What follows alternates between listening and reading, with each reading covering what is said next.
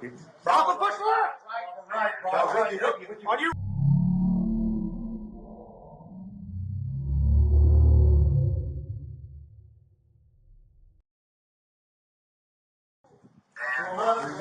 Yep.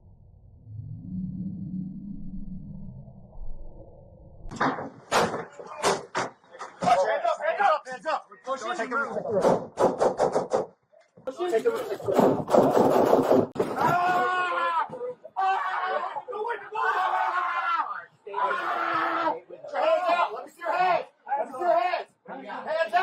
I've talked to you guys at length about dynamic entries before, and one of the things that I told you about CQB entries in general, but certainly dynamic, is that your success is almost entirely based off the suspect's willingness to fight, because if he's not going to fight regardless of the entry that you make, well then it doesn't really matter how you got there.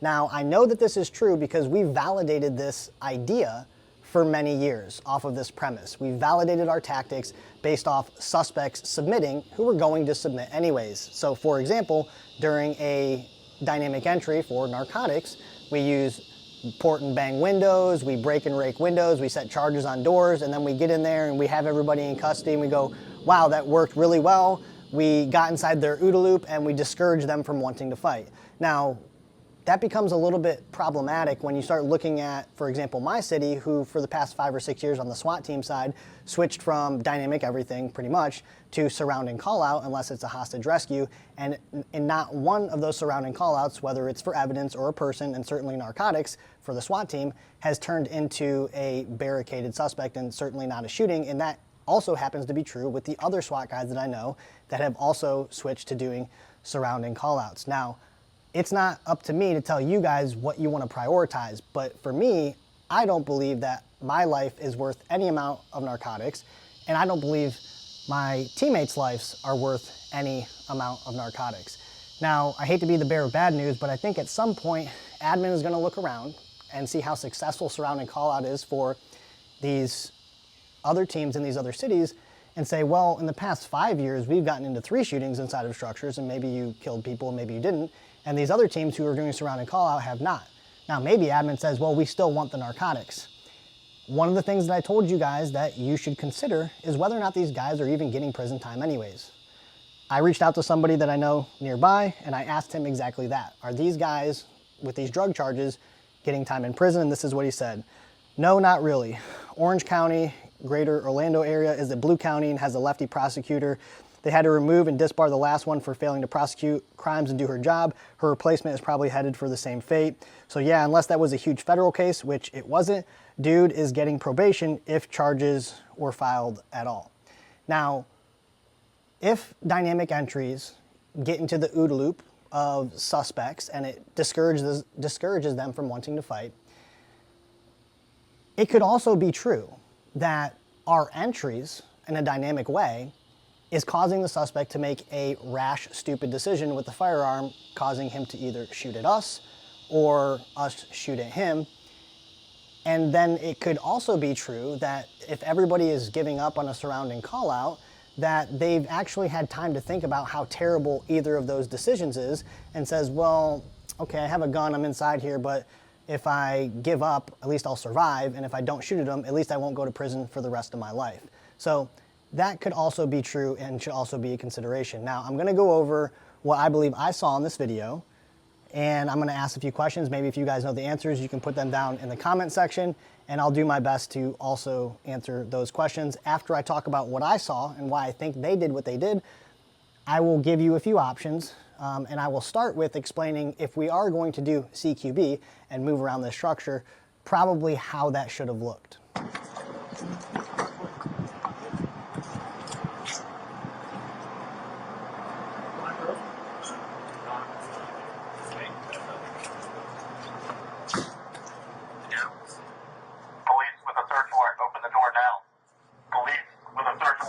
This is what law enforcement considers speed, surprise, and violence of action. So if you don't think this is it, I've told you guys in previous videos that to law enforcement, announcing and calling out for at least 10 seconds, a banger going off at a window and then hitting the door and making entry is speed, surprise, and violence of action. I've argued that if we're going to announce ourselves for 10 seconds at the door, that we actually have lost the element of surprise. And if we actually have lost the element of surprise, should we really be moving around the structure? Because now we've just alerted the guy that we're there and we've given him the opportunity to arm himself. Open the door now. With a search warrant. Open the door now. Police. Hands up. Police. Hands up. Man, Flynn. Police. Put on your side. They banged that window. You hear the officer say the bang was going out. I believe they banged the window where they thought the guy was. They make entry, and the initial entry looks fine. The first two guys hit their pods, and then this is kind of where things kind of break down in my opinion. So you see the SWAT officer to the left, nearest the kitchen. As he stands here, he is exposed to that open door to the right of the table, okay? Nobody else can cover that angle but him. And so what he should have done actually was stop short of exposing himself slightly to the kitchen on that wall to his left, stayed locked in on that door across where the table is, and what would have happened is the SWAT officer to the right of him on the right wall would have noticed that, hey, he's not continuing to move, he's focused here, so he must be impeded by an angle that he can't bypass. So how that would work is you have the guy on the left, this is cross coverage, this is opposing threats, right? You think of an opposing threat, you normally think of a T intersection at a hallway. Yes, that's an opposing threat, but you can also have doors in different positions across from each other that also is an opposing threat. So they would be utilizing cross coverage, right? And only exposing them to the angles that they can cover. And then when they're ready to give that up, what would happen is the officer on the left would do exactly what he is doing right now. The officer whose camera we're looking at, who's behind him, would take his back and cover that angle across on the other side of the table as the officer on the right is pushing along that right wall. This officer here who is looking down the hallway, he's basically waiting for a squeeze. Now what you see him do is he bypasses the kitchen, doesn't look in there as far as I can tell, and that's a problem. Right there is where you die. Turns out the suspect's in the kitchen and you just die right there, right? Of course, that doesn't happen. The second officer glances in there. He did that. He should do that because he has time to do it, but he can't go that direction unless he sees something. He has to go with that number one guy. So he's following that number guy. They're basically V-lining it for this door at the end of the hallway. Obviously, a door straight in front of you at the end of the hallway just isn't a good position to be in, period. There's not really anything that you can do about that. So he kicks the door open, which is fine, and he tries to assess, and I actually think that you see some of the smoke in there from the banger. And this door opens up right here to the left of the SWAT officer. Now in this frame right here, if you're that officer who's behind him and you see that door coming open, your rifle needs to be up and your light needs to be in the crack of that door, ready to assess what's going on. And so now at this point, they're both focused on this one person. Like I said before, usually in narcotics warrants, there's multiple people in the house, and you definitely have to assume that there is multiple people in the house regardless of your intel, right? And so now at this point, they're in a position where the point man has to turn to where the immediate threat is. And while he's doing that, he's now exposing himself to the door at the end of the hallway that nobody is covering.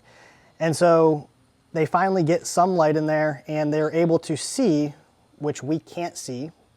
The suspect is apparently with his right hand reaching for a rifle behind the door.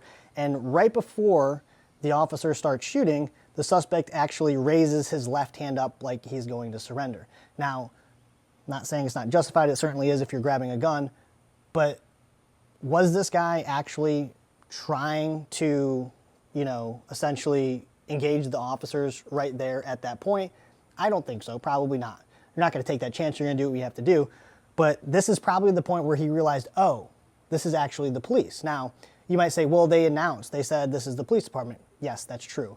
I've been a part of SWAT reversals for narcotics dope houses where essentially these crooks were set up to believe that that house had a bunch of dope and a bunch of money in it. And we were set up in houses around the house with a big plan in place, and they got the information, they backed into the driveway, they went to the door, police, police open the door, police open the door. And they kicked open the door, they went in there yelling police, swinging their guns around, to find out, well, there's actually no money in here, nobody actually lives here. And then when they tried to leave, they were initiated on. We'll just say that, I don't want to give much away there. But that does happen. So simply announcing police, although you are doing it on a speaker, maybe he didn't hear it, isn't everything. What I would say, if you're going to do this, you should use your sirens. That Bearcat has sirens on it, and that is undoubtedly recognizing you guys as law enforcement. And so consider also using your sirens. So this guy grabs a gun and they shoot him and he doesn't make it, which is all fine. Here's a few options, okay? First option, surround and call out. I understand that people want to save dope and they want to do this thing because it's cool. And that's up to you guys to decide, you know, if that's what you want to do. And you as a team have decided we think our lives are worth whatever amount of dope is in here for somebody who isn't going to go to jail anyways. That's up for you guys. Second to that, if you actually wanted to hit the door and make some type of entry, I think that that's a good second best option. It does become problematic because now we're sitting inside of a house where if he wants to start engaging with his rifle through the wall, we're in a bad position. You could still get in positions of domination, gain a foothold inside the living room, clear the kitchen, clear that small room to the right, and now that we're in here, we can get some rifle-rated shields in here if we didn't already have them with us, and we can set up positions on the only known areas where the suspect can be. That also denies the suspect the ability to leave the room that he's in and go anywhere else in the house, first of all, especially if he has to go grab his narcotics wherever that is, and certainly if he has his narcotics on him, he's not going to get rid of it in the room that he's in if it is, you know, quite a bit of it. And usually they try to get to the bathroom, the toilet, the sink, the bathtub to kind of dissolve it, which actually not a great idea because if there's a bunch of liquid in there, they usually just collect the liquid and you get charged with not just the amount that you put into the liquid, but the weight of the liquid itself. But if you wanted to hit the door and gain a foothold and now utilize your tools that you have to your advantage, I don't think that's a bad option. You just have to consider the fact that we need to be behind cover or we need to break 90 from where we believe the suspect could hit us. Then you're talking about options like robots, and then you're talking about options like gas, making it uncomfortable for him in there, and then working it that way. And I think, you know, that's obviously safer than V-lining down the hallway and kicking open the door where we believe he's in, and then getting surprised that he's actually here. And so what I like to do is anytime that there's situations like this where, you know, it wasn't perfect, I'll say that, and law enforcement didn't get hurt, right? Imagine if law enforcement did get hurt. Imagine if an officer was killed.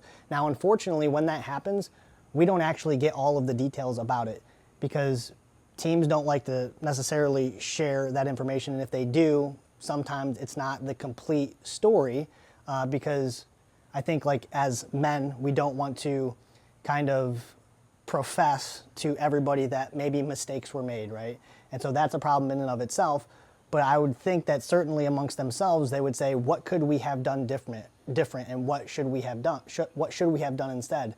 And so let's just say that they actually hit that door on the end and the suspect either just started shooting through the door or opened up the door and was actually there to greet them or grabbed the rifle, got into the corner, and when they cleared the last room on the end and he wasn't there and they started back clearing all the other rooms and he started shooting them there, and let's just say officers got seriously hurt or killed, what do you think that they would have said they could have done differently? One of the things that I always told my guys was we need to do everything that we can prior to actually making the decision on what it is we're going to do with the plan and everything so that if something does happen, you're going to have a hard time looking back and reflecting and saying, man, I wish we would have done this different or I wish we would have made this different decision. Obviously, there's still going to be that, but if you think that way, there's a good chance that you will probably be able to live with yourself much better than making just an ad hoc plan and just kind of winging it. If you enjoyed this video, make sure you feed the algorithm down below. And if you're not subscribed already, it would be cool if you were.